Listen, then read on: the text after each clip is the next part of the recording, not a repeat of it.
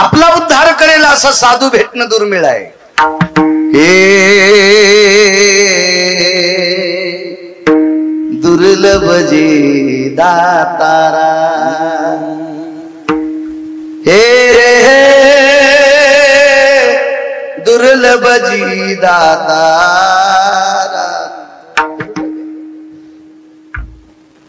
बऱ्याच गोष्टी दुर्लभ सांगितल्या. हत्याने दुभता, हिराने कमळ, योग्याने निर्मळ, हे दुर्लभ जी दातारा.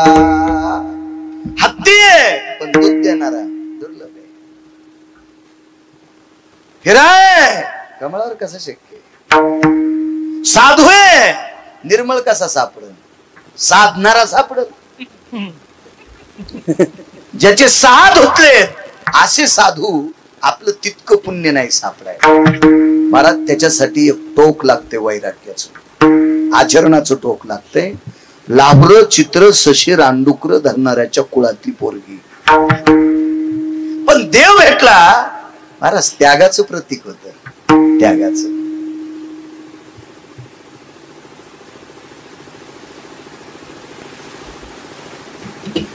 लग्न ठरलंय. परवाला लग्न आहे. उद्या हळदीचा कार्यक्रम आहे. हळदीच्या कार्यक्रमासाठी एक एक इतीत कानाचे काळे ठिक्कर कमरा इतके बोकडे 50 आणले होते हळदीच्या कार्यक्रमाला. इतीत कानाचे बोकडे. तसे तर जास्त असतील पण मी अंदाजे 50 म्हणायला. अघोरी पद्धत. जाऊ द्या त्या काळात माणसं आज्ञेने होते. चुका करत असतील नवल नाही. काल परवा एक जणाच्या हळदीच्या कार्यक्रमाला 14 मुली नाचत होत्या. 14. ज्याच्या हळदीत जर मुली 14 नाचण्यासाठी बोललेल्या असतील तर खरंच त्याची हळद पिवळी राहील का. खरंच त्याचा पुढचा संसार गोड होईल का. ही ज्ञानोबराय तुकोबरायनं सांगितलेली परंपरा आहे का आपल्याला. आपल्याकडं पैशाचा माज झाला, प्रचंड पैसे झालेत असं आपल्याला वाटतंय आणि त्या पैशाचा माज महिना आपण ज्ञानोबराय तुकोबरायला आवडणार नाही अशा ठिकाणी पैसे खर्च करतो. नाही तर आपली संसार चुकीची होणार. कल्पना करू नका. ज्या बाजेला ढेकणे आहेत का त्या बाजावर सुखाची झोप लागतच नसती.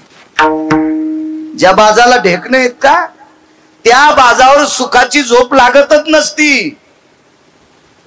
गटाराच्या बाजूला अंथरून टाकल्यावर त्या गटारातली मच्छर सुखानं झोपूच देत नसती. तसं आपण कमवलेला पैसा जर चुकीच्या मार्गाने खर्च केला तर आपली संसार खालून पेटतात. खालून.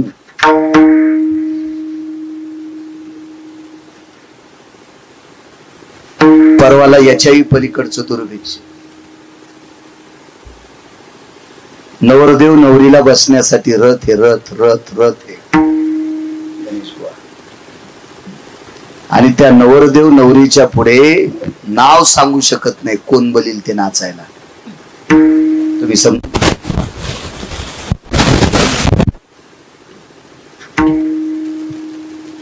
कॅमेरे चालू नसते तर अजून सांगितलं असतं.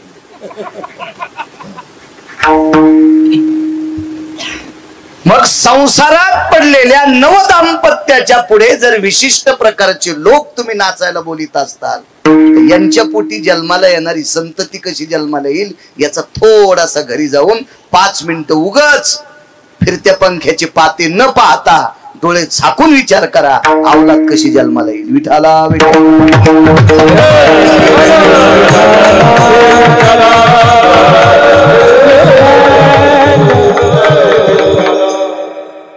महाराज प्रपंचाच्या सुरुवातीचा विधी आहे नारायण पूजा. भगवान विष्णूची पूजा. प्रपंचाची सुरुवात आहे. आपल्याकडे देवदेवतेचे दर्शन घेऊन प्रपंचाला सुरुवात करतात.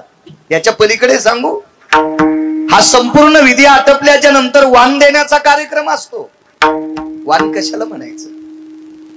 त्या नवरदेवानं आपल्या भावकीतल्या प्रत्येक देवाऱ्याचं दर्शन घ्यायचं आणि त्याच्या पत्नीला सांगायचं, प्रिये पडीत पाया, हे लहान्या काकाचा देव्हार आहे, हे मधल्या काकाचा देव्हार आहे, हे मोठ्या काकांचा देव्हार आहे, त्या मुंडातल्या आजोबांचा देव्हार आहे, त्या अमक्या अमक्या घरातला देव्हार आहे, दर्शन घे.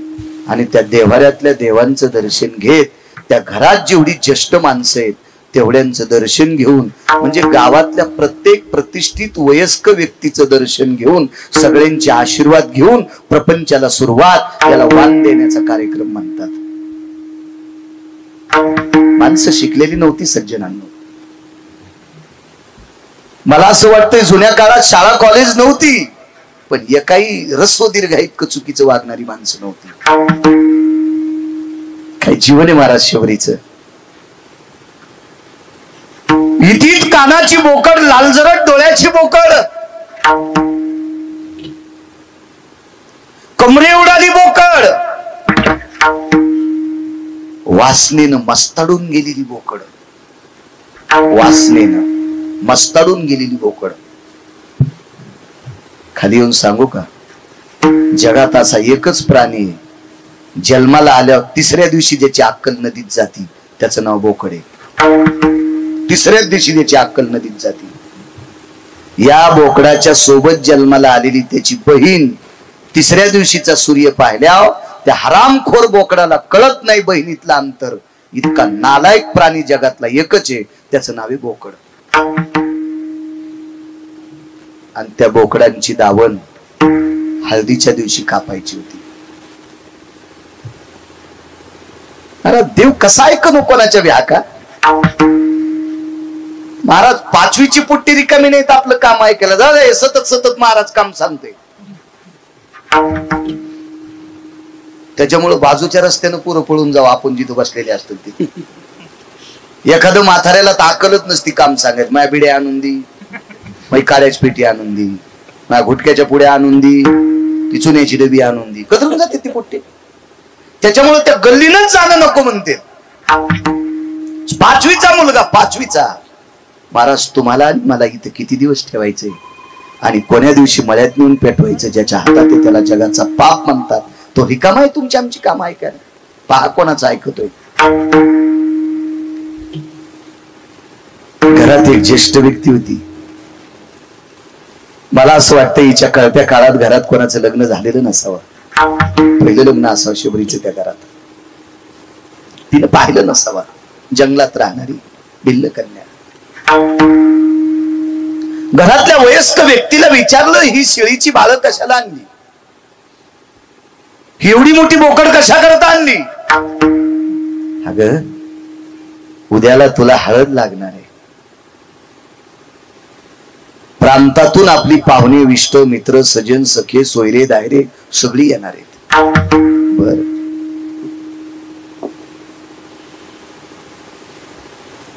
त्या पाहुण्यांच्या स्वागता करता बोकडांची मेजवानी आहे.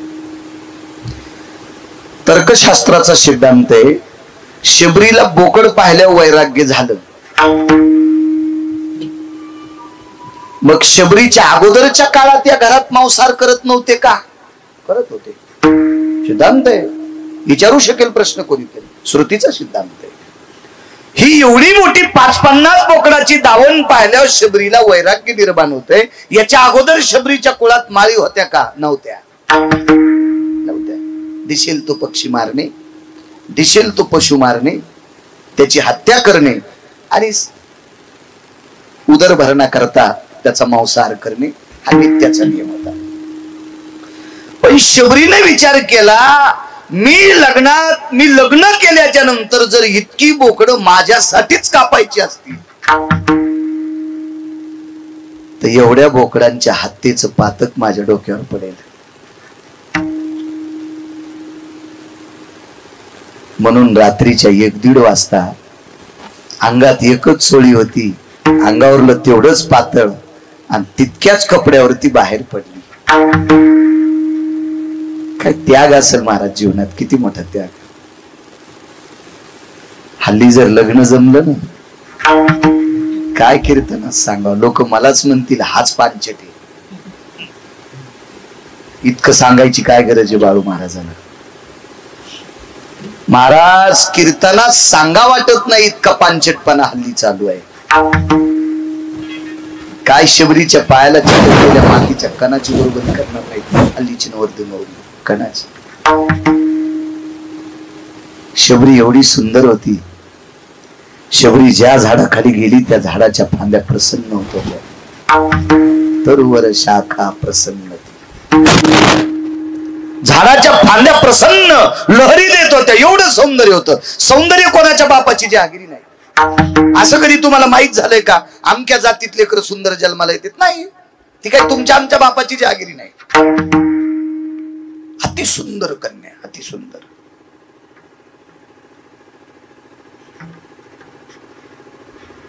एवढी सुंदर असताना प्रपंचात पडण्याचा त्याग केला. एवढी हत्या आपल्या जीवनात घडू नये रात्रीच निघून गेली. मतंगाचं दर्शन झालं, शरभंगूचं दर्शन झालं. अजून 4 साधू आहेत, अजून 4. आणि या 6 लोकांच्या आशीर्वादातून एक वाक्य पडलं, माय तुला जगाचा पाप भेटेल, तुला विश्वाचा पाप भेटेल. जगदानंद कंद जगतपती पंढरीश पांडुरंग परमात्मा मर्यादा पुरुषोत्तम रामचंद्र भेटतील. त्या दिवसापासून तळमळ होती. एका जंगलात राहत होती. बराच काळ झाला. तारुण्य मालवल्या गेलं. डोक्याची केस काळीची पांढरी झाली. पांढऱ्या केसाचे केस पिंगट होऊन गेले. पिंगट रंग आला त्याला. जिच्या चेहऱ्याचं सौंदर्य पाहिल्याच्या नंतर झाडाच्या फांद्या प्रसन्न होत होत्या, कळ्या उमलत होत्या. इतकं सौंदर्य शबरीला होतं. त्या शबरीचं शरीर कृश झालेलं आहे. लोण्यासारखी मऊ त्वचा झालेली आहे. डोळ्याला एकच दिसत होत, विश्वाचा बाप कधी येईल, तुम्हाला कधी भेटेल. राम राम राम राम राम सारखं अंतःकरणात चिंतन होतं. शुभ संकेत झाले. हाकेश्वर शिवही सांगतोय. एक दिवस आझा उजाडला. त्या दिवशी स्नान आटपलं, फुलं तोडली, रस्त्याला फुलाच्या पाकळ्या टाकल्या. पर्णकुटीतल्या मतकुंभामध्ये विसरून पुनश्च पाणी एका सरोवराचं भरून ठेवलं. देव आल्याच्या नंतर त्याला काहीतरी फलार द्यावा. बद्री फळाने द्रोण भरून ठेवले. बद्री फळ म्हणजे बोर. बोराला शास्त्राच्या भाषेमध्ये बद्री फळ म्हणतात. बद्री फळाचे द्रोण भरून ठेवले आणि पर्णकुटीच्या दारात बसली. यान देवा, यान देवा, देवा द्यान मला भेट. टाव फुटला. देवा देवा मी भिल्लाच्या कुळात याच्याकरता येत नाही. देवा माझ्या कुळातली लोक मांसाहार करतात याच्याकरता येत नाहीत. देवा ध्यान मला भेट. देवा मी वासनेला विस्तू लावला प्रभू. देवा मी कामाला विस्तू लावला, वासनेला विस्तू लावला प्रभू. देवा कोणाची पर्वा न करता जन्मदात्या माय बापाला सोडून माझ्या प्रापंचिक जीवनात हिंसा होऊ नये याच्या करता कामाला विस्तू लावला. तारुण्य मातीत घातलं. देवा बघा ना, देवा माझ्याकडे बघा. देवा मी एखाद्या मांसाहार करणाऱ्या कुळात जन्माला आले, तो माझा दोष आहे. देवा मला त्या कुळात तुम्ही जन्माला घातलंय. मला असं वाटतंय लग्न करायच्या अगोदर शबरीचं चरित्र प्रत्येक नवरीनं वाचावा. काय जीवन असेल शबरीचं. शबरीच्या मुखारविंदातून वाक्य पडलं, देवा अरे या प्रांतातला प्रत्येक व्यक्ती या जंगलातून जात असताना माझ्या शरीराचा प्रकाश पाहिल्याच्या नंतर त्याच्या अंतःकरणात काम उत्पन्न होत होता. एवढं मला सौंदर्य देईल दुसरे देवा. ह्या सौंदर्याला कोणाची नजर लागू नये रे. म्हणून जिथे एखादा पशु मरण पावलाय आणि मरण पावलेल्या पशुची दुर्गंधी आल्यावर लोक त्या दिशेने जात नव्हते. म्हणून देवा ती दुर्गंधी घेत ही शरीर मी तिथे सांभाळलं. पण तारुण्यात या शरीराला कोणाचा स्पर्श होऊ दिला नाही देवा. देवा पौर्णिमेचा चंद्र लाजत होता रे देवा. माझ्या सौंदर्याला पौर्णिमेचा चंद्र लाजत होता रे. पौर्णिमेचा चंद्र लाजत होता देवा. तेजस्वी सूर्याचा प्रकाश मला पाहिल्याच्या नंतर सीन होत होता. काय सौंदर्य देत श्रीमंत. अट्टहास केला देवा. ही सगळं सौंदर्य तुला समर्पित केलंय देवा. बाप तुला म्हणाले, माय तुला म्हणाले, भाऊ तुला म्हणाले, इष्टमित्र सजन सोयरे तुला म्हणाले. राहिला प्रश्न पतीचा, तर पती सुद्धा तुलाच म्हणाले. वरिले सावळे परत हे काय अंत करण्यात आला असेल ना देवा. हे फक्त मी तुलाच म्हणाली, तुलाच म्हणाली. ऐक ना देवा. दिलं रे भेट प्रभू दिलं. करी या गरीबाच्या लेकरावर दया देवा कर रे. रानावनात काट्या कुट्या शिकारी करणाऱ्याच्या कुळात एक त्यागाचं मूर्तिमंत कुंभांत करण्यात दाबून विषयाला कचा कचा तुडून कामाला पेटून दिलं रे देवा. आणि तुझं भजन करीत फिरले.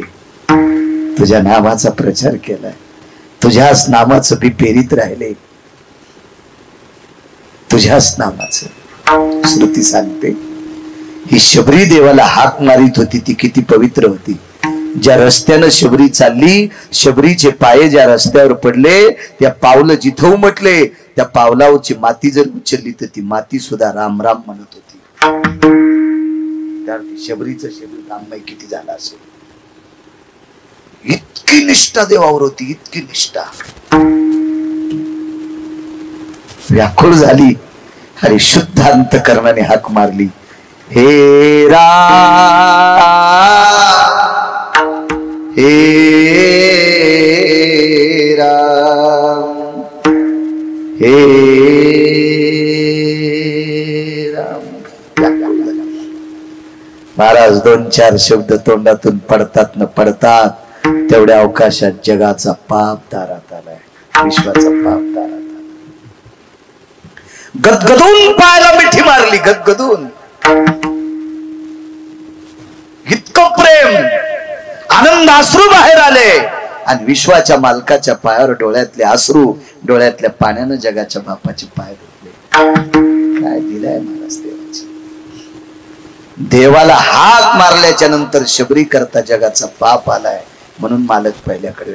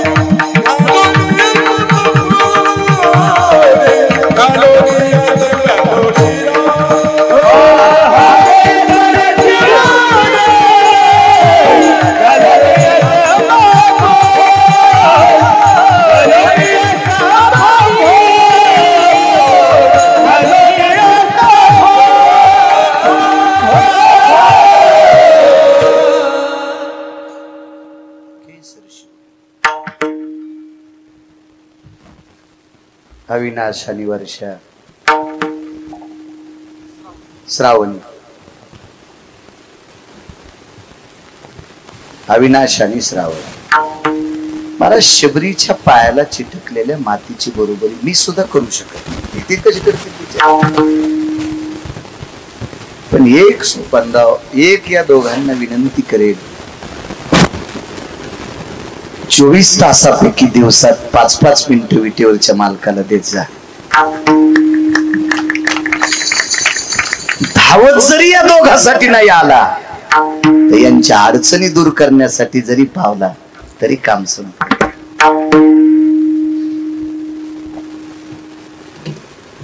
माऊली, देव भेटला कशाला म्हणायचं माहितीये? अंगावरच्या एका कपड्यावर आलेली माणसं तुम्ही आनंदानं 2 टायमाची भाकरी खाऊन चांगल्या घरात राहता, यालाच म्हणायचं सोपानराव देव भेटला. याला म्हणायचं देव भेटला. तुम्हाला मिठीच घालीन, जवळच येईन, हातात हातच देईन, इतका रिकामा आहे का देव? आपल्याला एक एक बायको असून आपण रिकामी नाही. त्याला 16,108 येतात. आपला पिना पाडायला तरी आपण रिकामे नाही. त्याच्या बायकोनं 22 क्विंटल सोनं देणारा मणी आणला रोजच. लक्ष्मी पत्नी आहे त्याची, रिकामा आहे का देव? आपल्या अडचणी दूर करणं यालाच म्हणायचं देव भेटला. मोठ्यांचं वाक्य सांगतो, जिथं चोर मारतेत तिथं गाडी पंक्चर व्हा. तिथं चोर हाणतेत का तिथं गाडी पंक्चर व्हावा आणि 5च मिनिटात मागून ओळखीची यावा, याला म्हणायचं देव भेटला. गाडीत कोण भूतने आले तुमच्या रिकाम्या गाडीला? मागून ओळखीची गाडी आली, हात करायची, बाबा आम्हाला घेऊन जा, बसा बसा, काय ताण नाही, चला. नाही नाही पटकन या, काय नाही म्हणलं, पिस्तोल आहे माझ्या कमराला, काय करतील चोट्टे. इतक्या ओळखीच्या माणसाची गणेश भाऊ गाडी याला म्हणायचं देव भेटला. पण दिवसाकाठी 5 मिनिटं तरी द्यायचा प्रयत्न करा, फक्त 5 मिनिटं. निश्चित जगाच्या मालकाची कृपा होईल. मोबाईलला कितकाला वेळ द्याले तुम्ही चॅटिंग करण्यासाठी? तुला वाढदिवसाच्या शुभेच्छा. वा वा वा वा, काय चांगल्या माणसाला शुभेच्छा दिल्या. सकाळीच बायकोनं त्याचं थुत्तर लाल हुस्तर आणला होता. ज्याच्या बायकोनं गालाची कातडीने घुस्तर आणलाय आणि त्याला तुम्ही वाढदिवसाच्या शुभेच्छा द्याला, ते लोन जर तुमच्याकडे आलं टाळू शेकुस्तर बायको हानीन. मला असं वाटतंय हाच टाइम आपण जर हरिपाठा करता दिला, हाच टाइम एखादा ग्रंथ वाचना करता दिला, हाच टाइम 5 मिनिटं जप करण्यासाठी दिला, हाच टाइम आपल्या नातवांना 1-2 शिकवण्यासाठी दिला, हाच टाइम आपल्या नातवांना बाराखडी शिकवण्यासाठी दिला, हाच टाइम आपल्या नातवांना विषडी शिकवण्यासाठी दिला, तर आपले ते हिरे मोठे होतील. भंगिऱ्याला टाइम देऊ नका. द्यायचा असेल तर रक्ताच्या नात्यातल्या लोकांना टाइम द्या, द्यायचा असेल तर 3 दुगड्यांना टाइम द्या, आणि द्याची धमकच असेल तर देवाच्या भजना करता टाइम द्या. हरामखोरासाठी 1 मिनिट देऊ नका.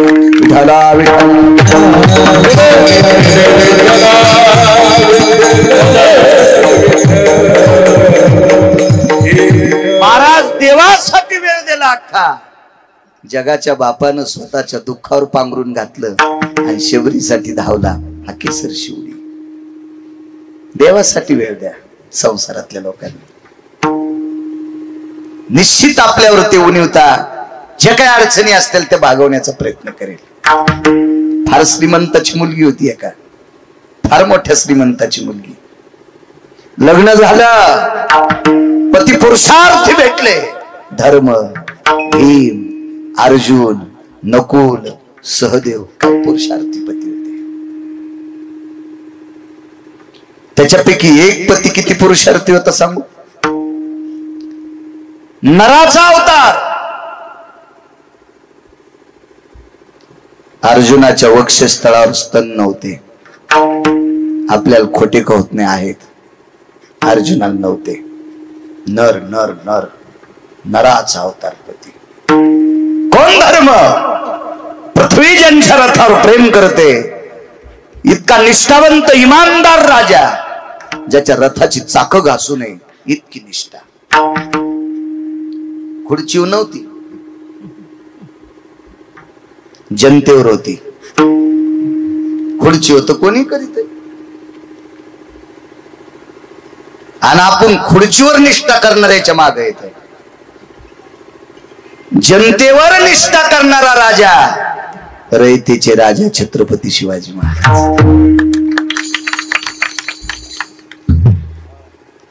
म्हणून त्या राजाला जाणता पदवी आहे, जाणता राजा. ही पदवी नाही कोणाला लागू शकत, आणि देऊ बी नका. तोंड खराब करू नका कोणाला ही पदवी देऊन. जाणता राजा रयतेचे राजा छत्रपती शिवाजी महाराज. काय राजा आहे, धर्मराजा. या पावन प्रपंचामध्ये विलीन असणारी द्रौपदी एक दिवस विराट राजाच्या घरी शेण काढायची वेळ आली. माझ्या माईंना विराट राजाच्या घरी जात्यावर दळायची वेळ आली, जिच्याकडे 48,324 दाशा होत्या. 48,324 दाशा होत्या. दाशा एवढ्या मोठ्या वैभवातली बाई विराट राजाच्या घरी गोठ्यातलं शेण काढावं लागलं फुटक्या टोपल्यानं. शेण शेण शेण. प्रपंचाची दानादेन झाली. एक दिवस इतका बिकट प्रसंग आला. द्रौपदीच्या जीवनात बऱ्याच वेळेस बिकट प्रसंग आला. पवित्र अंतकरणाची द्रौपदी प्रापंचिक जीवनामध्ये दारात आलेल्या मूर्ख लोकांना जीव घालीत होती, हराम खोरायला जीव घालीत होती. घरी आलते ना ते नालायक, मूर्ख होते, बुजदिल होते, भडवे होते, हरामखोर होते. 78 लोक जेवायला बसलेली होती. 78. त्याच्यातले 5च चांगले होते. 78 पैकी 5 जर उघडले तर बाकी इतकी हरामखोर होती की त्यांचा हरामखोरपणा मोजायला ब्रह्मदेवाकडे तराजू नव्हतं. फक्त 5च चांगली त्या पंक्तीत. आणि एकूण एक डावीकडे पंगत होती, त्या पंगतीत 5च होते. ते तर पती होते, त्यांचा तर काही संबंधच नाही. ते पती होते, मालक होते तिचे. पण 78 लोकांच्या पंगतीमध्ये 5 वगळता बाकी सगळे निर्बुद्ध विचाराची होती. मला असं वाटतं पिसाळलेलं कुत्र दगड फेकला तरी दगडाला डसत. पिसाळलेल्या कुत्र्याकडे अजून दगड फेकायचा, ते दगडाला पण डसत. पण दगडाला चावल्यावर वेदना झाल्यावर पुन्हा थकत.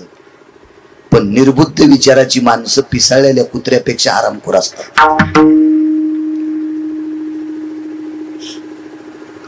त्याच्यापैकी 78 लोक होती, 5 वगळता. पात्र वाढली, भात वाढला, भातावरती वरण वाढलं, तुपाचं बघ तांब्याच होता तूप वाढायला.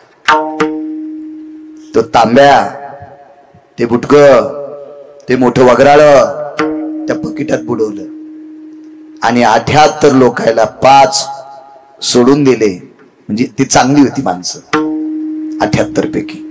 या सगळ्यांना वगराळ्यानं तूप वाढीत होती. मोठं वगराळ अर्धा किलोचं. पुढची 5-7 लोक तूप वाढायची राहिली. तेवढ्या अवकाशामध्ये चोळीची गाठ सुटली.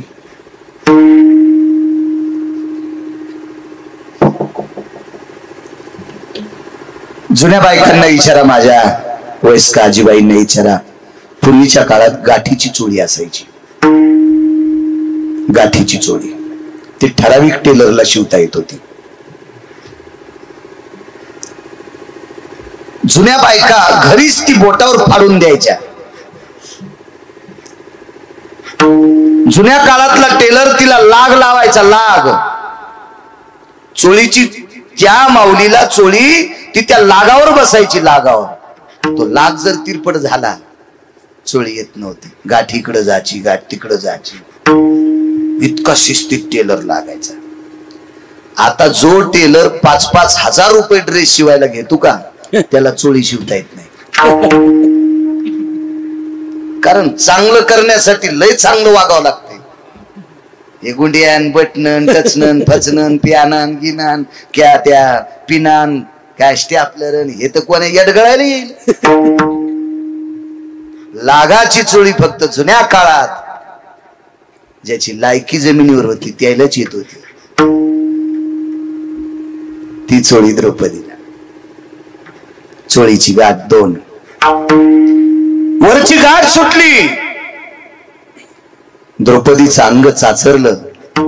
डाव्या हातात तुपाचं बकेट आहे, उजव्या हातामध्ये तुपाचं वगराळा आहे.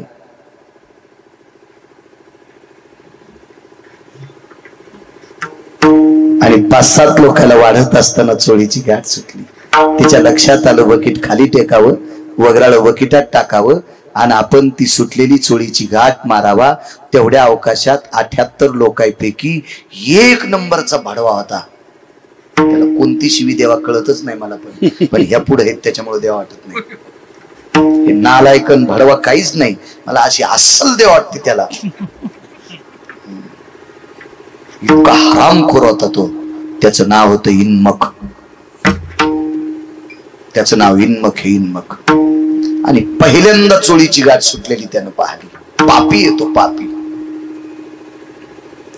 तुम्हाला एक सांगू का, माणसाच्या जीवनातला परमार्थ कधी संपत असतो, माणसाच्या जीवनातलं पुण्य कधी संपत असतं, माणसाच्या जीवनातला सदाचार कधी संपत असतो, माणसाचं चारित्र्य कधी मातीत जाते, माणसाच्या जीवनातला चांगुलपणा कधी जळून जातो. परस्त्रीच्या सौंदर्याला बघून ज्याच्या अंतःकरणात वासनेचा जाळ पेटतो का, त्या हरामखोराचं चारित्र्य जळून जात असते, त्याचा विवेक जळून जात असतो, त्याचं पुण्य संपत असतं. सगळ्यात मोठं पुण्य संपायचं घातक कारण कोणतं असेल तर परस्त्रीकडे पाहिल्याच्या नंतर ज्याच्या पोटात टप्पा पेटतो का, हे सगळ्यात मोठं पाप आहे. आणि सगळ्यात मोठं पुण्य कोणतं आहे? पराविया नारी माऊली समान, किंवा पराविया नारी रखुमाई समान, मानिली धन कायवेची. स्वतःची बायको सोडून जर परस्त्रीला आपण रुक्मिणी आई साहेब म्हटलो, लक्ष्मी म्हटलो, तर आपले बँकेतले पैसे जळतात का? आपला बंगला जळतो का? सगळ्यात मोठं सगळं याच्या इतकं पुण्य कोणतंच नाही. काम जिंकणे इतकं पुण्य कोणतंच नाही. महाराज, ज्यांनी ज्यांनी काम जिंकलाय का, त्याचं दर्शन घेतल्याशिवाय संसाराला सुरुवात नाही. काम जिंकणारी व्यक्ती मारुती राय. लग्न तर केलंच नाही, जन्माला यायच्या अगोदरच काम बांधून टाकला. आणि त्या मारुती रायचं दर्शन घेतल्याशिवाय आपल्या धोताड्याचे संसार नीट होत नाहीत. बिना अकली, अकलीचे कांदे फुटलेले बुटाडो घालून त्याच्या पाया पडायला जाते. बिनलाज्या, निदान बुटाड खाली काढी जाय. त्यानं रावणाचे तंगडे हाणले तर तू हाणायला काय लागेल? अकलीची कांदे नाही नाही, आजोर होतो तू यासारखा. हो,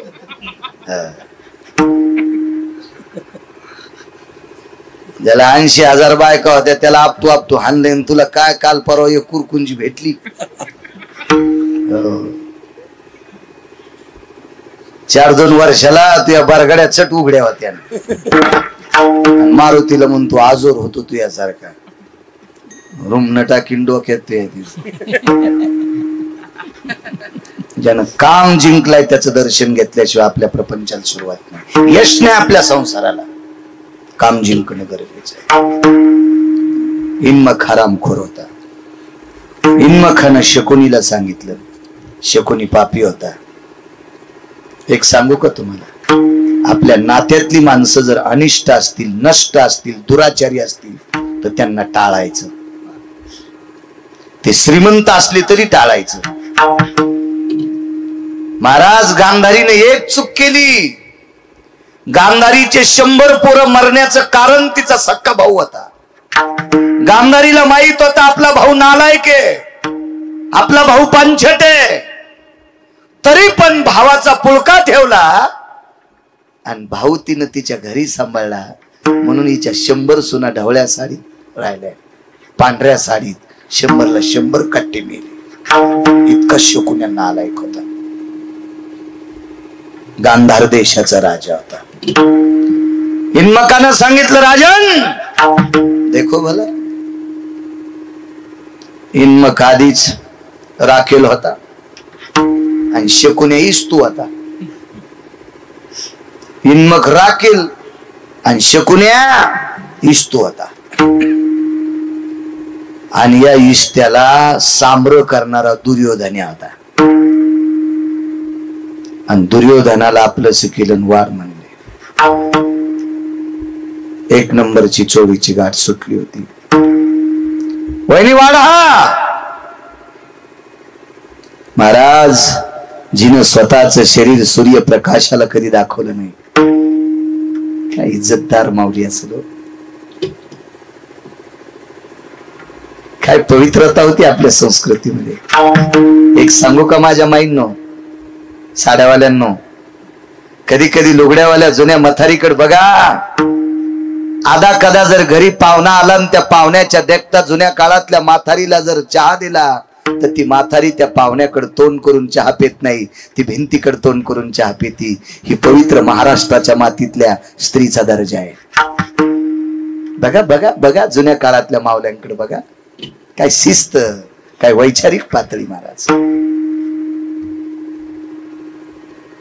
माझ्या लहानपणी आज सुद्धा आज आज आज आज माझं वय 42-43 आहे. पण माझ्या सानिध्यातल्या 5-7 म्हाताऱ्या माझ्यापेक्षा 1.5 पटीनं त्यांच्या मुलांची वय आहेत. मला पाहिल्याच्या नंतर 95 वर्षाची म्हातारी पदराला हात लावते. काय पवित्र माऊली या महाराष्ट्रात. काय वैचारिक पातळी महाराजा. महाराज एक सांगू का माझ्या माहिती, या पवित्र अंतःकरणात नालायक होता दुर्योधन. वाडा वहिनी, द्रौपदीने विचार केला, आतापर्यंत हे शरीर मी सूर्यप्रकाशाला सुद्धा दाखवलं नाही. वक्षस्थळ आणि आज एवढ्या 78 लोकांच्या देखता 2 नंबरची चोळीची गाठ सुटली तर दोन्ही चोळीचे पालव बाजूला जातील आणि माझं हृदय हे 78 लोक पाहतील. सात्विक द्रौपदी. देवाचा धावा केला. देवा कोण्या जन्मातलं पाप उदयाला आलं रे देवा. देवा माझं मागच्या जन्मातलं एखादं पाप असेल ना देवा तर मला आताच्या आता संपव रे. मला नाही जगण्याचा अधिकार देवा. नको रे देवा, मला नाही जगायचं. मला नाही इथून पुढचं जीवन काठायचं रे देवा. देवा एक तुला विनंती करते रे, हे शरीर जर एखाद्या तारुण्य दशेतल्या मुसमुशीतल्या तारुण्यातल्या लोकांनी उघडं पाहावं त्याच्यापेक्षा या शरीरावर पालथ्या गौऱ्या पडलेल्या बऱ्या. उदात्त अंतःकरणाने संस्कार सोडला आणि अवघ्या 4 सेकंदात गाठ सुटणार. म्हणजे 4 सेकंदात गाठ. द्रौपदीनं स्वतःला विचारलं, मरली मरली मेली मेली मेली, जगू शकत नाही. तेवढ्या अवकाशात जगाच्या बापाने सूक्ष्म रूप घेतलं. सूक्ष्म राईसारखं, तिळासारखं, खसखशीच्या दाण्यासारखं सूक्ष्म रूप धरलं आणि श्वासातनं आत प्रवेश केला. 2 हात द्रौपदीला पुरवताच होती. एका हातात तुपाचं बकेट होतं, एका हातात तुपाचं वगराळ होतं. पाप्यांना वाढत होती आणि चाचरत होतं. 2 नंबरची चोळीची गाठ 2 सेकंदात सुटणार आहे. तेवढ्या अवकाशात श्वासातनं प्रवेश केला आणि स्वतः देवाचे 2 हात तयार झाले. 2 हातानं तूप तर वाढतच होती पण देवाना आत प्रवेश केल्यावर 2 हात पुन्हा तयार झाले आणि ती चोळीची गाठ मारली. म्हणून मालक पहिल्याकडे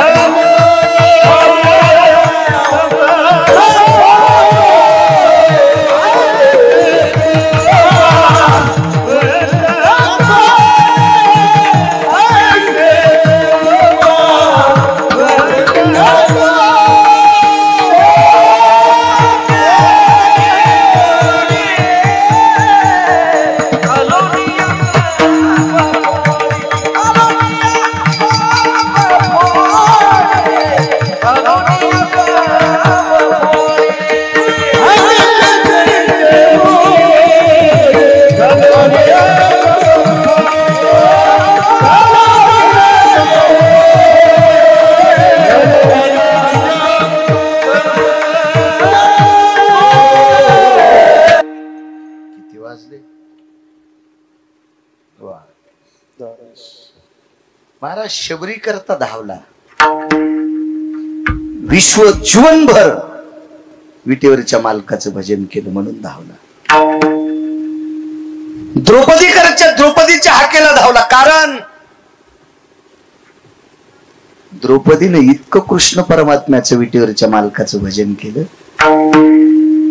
की द्रौपदीने ज्याच्याशी संसार केला त्याच्या शरीरावरचे रोम कृष्ण कृष्ण म्हणत होते, पण द्रौपदीच्या डोक्याचे केस खाली पडले तरी कृष्ण कृष्ण म्हणत होते. इतका द्रौपदीचा अधिकार मोठा होता, म्हणून जगाचा बाप ठरला. मला नाही म्हणायचं शबरी सारखी भीषण परिस्थिती आपली व्हावी, मला म्हणायचं नाही द्रौपदी सारखी संकट आपल्यावर यावी, पण छोटी संकट आली तरी पेलवण्याची ताकद आपल्यात नाही. आणि ती संकट दूर करण्यासाठी जगाचा मालक धावत यावा, याच्याकरता किमान 10-5 मिनिटं तरी आपण त्याच्याकरता द्यावे. श्रद्धेनं दारातल्या तुळशीला एक तांब्याभर पाणी तरी घालावं आपण. आपल्या घरी गाय असेल, आवडीनं तिला मुठभर चारा तरी त्या गाईला चारावा, देव धावत येईल.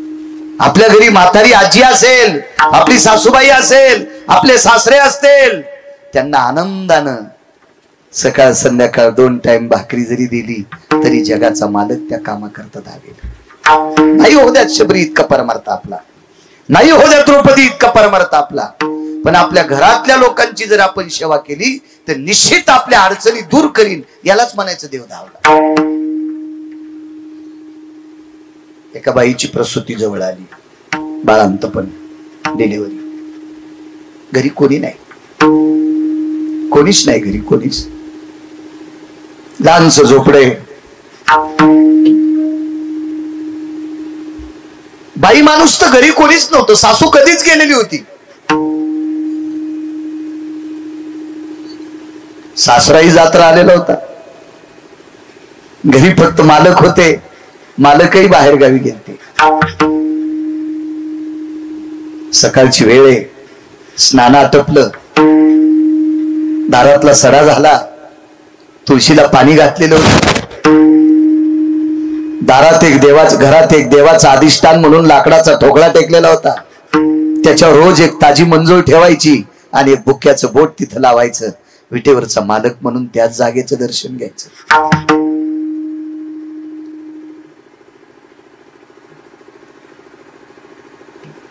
मालक गावाला गेले असल्यामुळं मालकाकडे एक गल्ली झाडायचं काम होतं, ती गल्ली सुद्धा झाडून आली.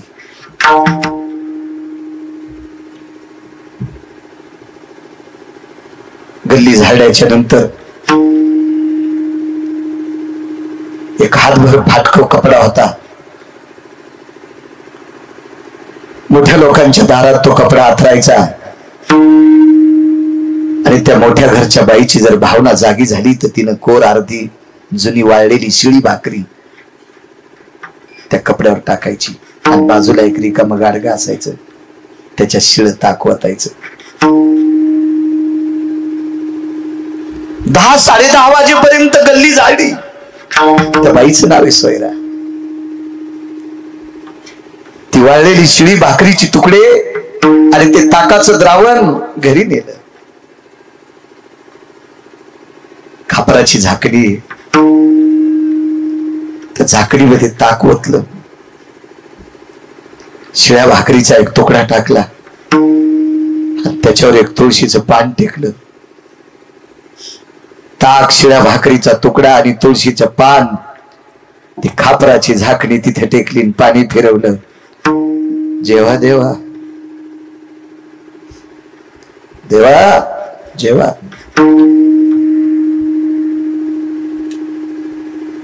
सज्जन हो, 2 मिनिटात त्या झाकणीत ताक आणि शिळ्या भाकरीचा तुकडा शिल्लक राहत नाही. काय अधिकार असेल माऊली त्या बाईचा. देवाला जेव्हा म्हणल्यावर त्यानं ती झाकणी पुसून खायची, पुसून खायची. 10 घरचं ताक होत, 10-20 घरच्या गणेश भाकरीचे तुकडे. महाराज, हे ताक किती शिळा असेल त्याचा किती पुंगट वास येत असेल, किती आंबट असेल, ते भाकरीचे तुकडे कधी केलेले असतील ते विचारू नका. वाढणारी किती पवित्र होती ते विचारा. देवाला नैवेद्य चारणारी किती पवित्र होती. पुसून झाकणी खायची, आनंद वाटला. ती देवाची झाकणी होती, तिच्यात कधी जेवले नाही. त्या झाकणीला कुठंतरी ताकाची कण चिटकलेली होती भाकरीची, ती पुसून घेतली, प्रसाद म्हणून हात चाटले. पदरानं झाकणी पुसून पालती घातली. दुसऱ्या एका झाकणीमध्ये अर्धी भाकरी घेतली, त्याच्यात ताक रिचवलं. ती भाकरी त्या ताकात कुस्करली. ते ताक आणि भाकरी पिऊन टाकणार तेवढ्या अवकाशात पोटात वेदना सुरू झाली. तशीच ताकाची झाकणी ठेवली. असा आहे वेदना. बाळाला जन्म द्यायच्या वेदना आहेत. हा केसर शिवडी सांगतोय. व्याकुळ झालं शरीर, व्याकुळ व्याकुळ झालं. 3 सिद्धांत आहे का? एकीनं कामाला इस्तू लावला, म्हणजे वासनेला इस्तू लावला आणि भजन केलं म्हणून देव शबरी करता धावला. एकीनं प्रपंच करून सगळ्यांची सेवा करून मूर्खाला जेवायला वाढायचं, तरी पण विटेवरच्या मालकाचं भजन करायचं म्हणून त्या द्रौपदी करता धावला. तिसरा मुद्दा आहे का? अत्यंत परिस्थिती नाजूक. प्रसूतीच्या वेदना सुरू झाल्या. माझ्या माईनो, मी काय सांगू शकणार आहे तुम्हाला. बाळाला जन्म देत असताना या पवित्र भारत देशातल्या पवित्र स्त्रीला, या भारत देशातल्या महाराष्ट्राच्या मातीतील स्त्रीला बाळाला जन्म देत असताना काय वेदना होत असत्या त्या माऊलीलाच विचारा. एखादी गायनिक कोणी व्यक्ती असेल ना, गायनिक, प्रसूती तज्ञ, त्या प्रसूती तज्ञाला विचारा,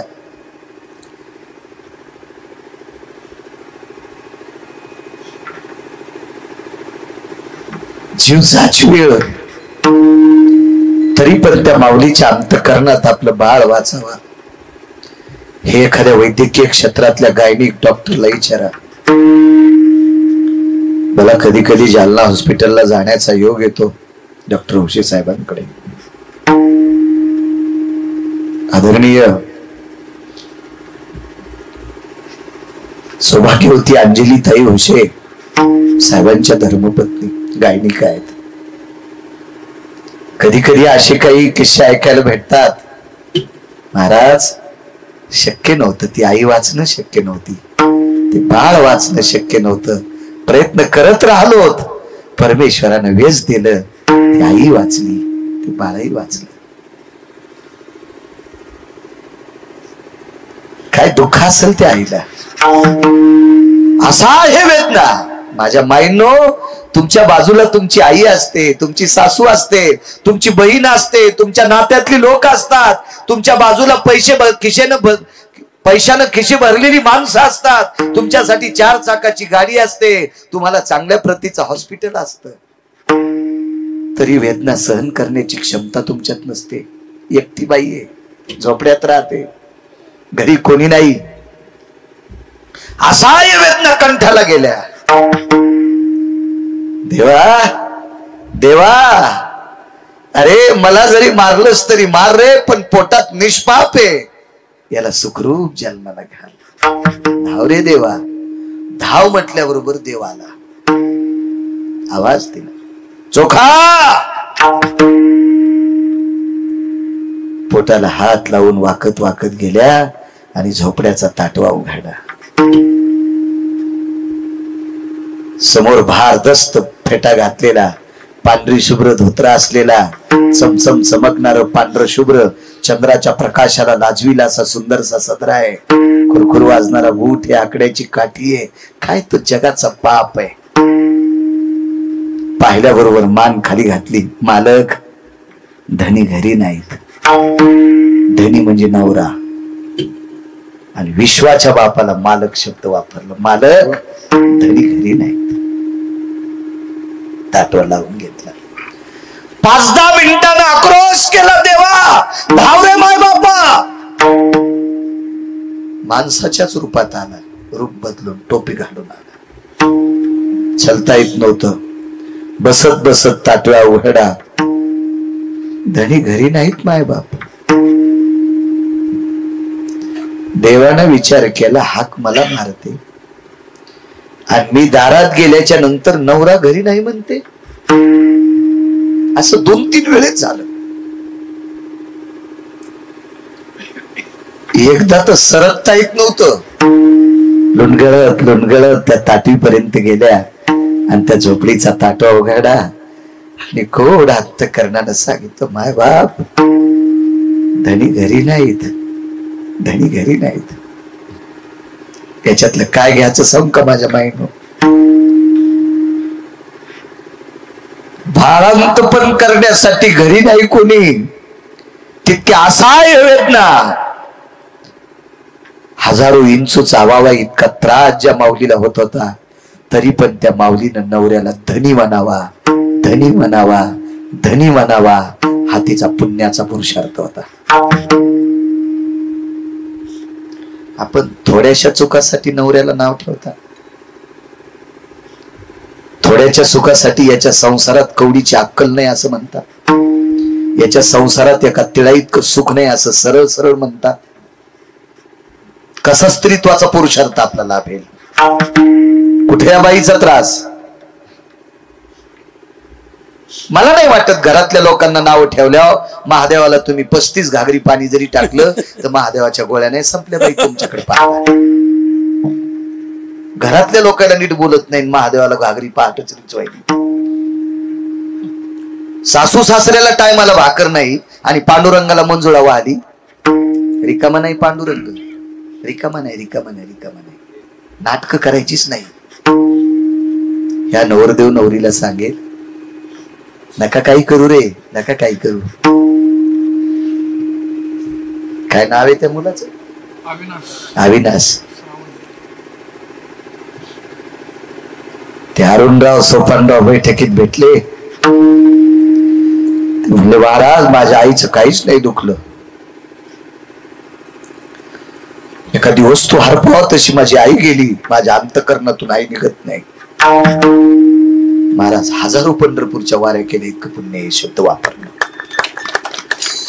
आपल्या आईविषयी, आपल्या बापाविषयी इतकी अस्मिता ठेवणं, हे वाऱ्या हजारो केल्याचं पुण्य प्राप्त होते. जितकं प्रेम अरुणरावाचं त्यांच्या आईवर होतं, अविनाश तितकंच प्रेम तू तुझ्या आई वडिलांवर ठेव. तुला कोण्याच महाराजाच्या पाया पडायची गरज नाही. आपल्या आई वडिलाला अंतर देऊ नकोस. तुला विटेवरच्या मालकाच्या पाया पडायची गरज नाही. मालक तुझ्या करता धावत येईल. घरातल्या लोकांचा आदर केला की काम संपलं. महाराज चौथ्यांदा कासावीस झाली. ओरडावं, कोणासाठी ओरडावं, कोण धावत येईल म्हणून पदराचा गोळा केला आणि बाहेरल्याचा आवाज जाऊ नये म्हणून तोंडात पदराचा गोळा घातला. बुकसाबुकशी रडत होती. विश्वाच्या मालकाच्या नंतर लक्षात आलं, देव चतुर, देव चतुर, जाणून अंतर्वर्त तसे. माझी गरज आहे पण पुरुषाच्या रूपात नाही, स्त्रीच्या रूपात.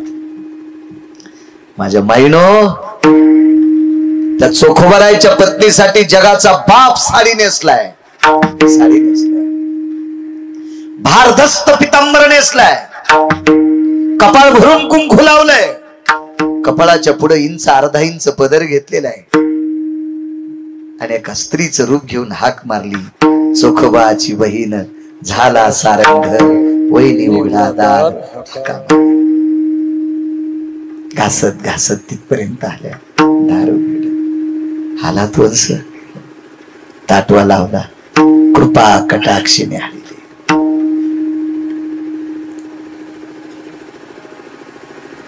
वाट कृपेची करीतो, जीवातळी अंतरी तो जीवा पुला.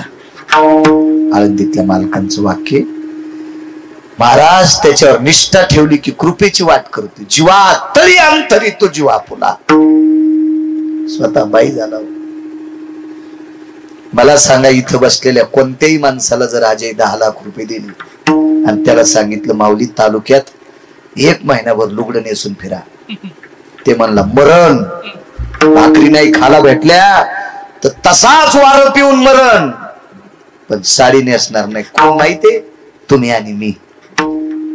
महाराज जगाचा बाप 27 दिवस लुगडं नेसला. 27 दिवस हात मारल्याबरोबर हाकेसर शिवडी. पण कारण आधी ऐका. कारण पुण्य कोणतं होतं बाईकडं? काय पुण्य होतं त्या बाईकडं? या नवरदेव नवरीला एकच सांगेल, घरातल्या वयस्क लोकांवर प्रेम करा. एक सांगू का राजू, तुम्ही केवढं जरी काम करून आले, आपली म्हातारी आजी असेल, म्हातारी आई असेल, म्हातारी बाबा असतील, वडील आल्यावर इतकंच म्हणायचं, आई जेवलीस का? न खाताच पोट भरतो. दादा तुम्ही जेवलात का? त्याच रूप भरून येतंय, देवा मला काय मुलगा दिलास रे. माझी सकाळ संध्याकाळ दखल घेतो, काम करून भागून आला तरी मला जेवलात का म्हणतो. त्याचा आनंद आकाशात पावत नाही. लहान लेकराचं जीवन आणि म्हाताऱ्या माणसाचं जीवन सारखं असतं. लवचिक अंतकरण असतं, कागदासारखं मऊ हृदय असतंय, कपड्यासारखं मऊ हृदय. या लोकांचे आशीर्वाद घ्यायचे. माझ्या माईनो, जगाचा बाप हाक मारल्याबरोबर बाईच्या रूपात आला आणि सोयराबाईचं बाळांत पण केलं. त्याच्यासाठी बाईनं काय केलं?